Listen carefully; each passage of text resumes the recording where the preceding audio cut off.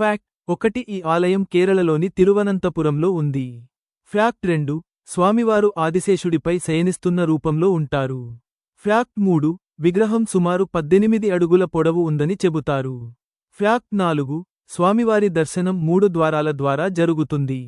Fact 5 ఆలయ చరిత్ర వేల సంవత్సరాల నాటిదని నమ్ముతారు. ఫ్యాక్ట్ 6 ఈ ఆలయం భారతదేశంలోని అత్యంత ధనిక దేవాలయాలలో ఒకటి. ఫ్యాక్ట్ 7 ఆలయంలోని రహస్య గదులు ప్రపంచవ్యాప్తంగా ప్రసిద్ధి పొందాయి. వాటిలో కొన్ని గదులు తెరవబడగా, కొన్ని ఇప్పటికీ మూసివేయబడి ఉన్నాయి. ఆలయం ద్రావిడ మరియు కేరళ నిర్మాణ శైలుల కలయికతో నిర్మించబడింది. ఫ్యాక్ట్ 8 ఆలయ గోపురం అద్భుతమైన శిల్పకళకు ప్రసిద్ధి. ఒకప్పుడు త్రావణ్కోర్ రాజులు తమ రాజ్యాన్ని స్వామివారికి అంకితం చేశారు. ఫ్యాక్ట్ 9 ఇప్పటికీ రాజకుటుంబం ఆలయ సంప్రదాయాలలో భాగస్వామ్యం అవుతుంది. ఆలయంలోకి ప్రవేశించడానికి ప్రత్యేక దుస్తుల నియమాలు ఉన్నాయి. ఫ్యాక్ట్ 10 ప్రతిరోజూ వేలాది మంది భక్తులు దర్శనానికి వస్తారు.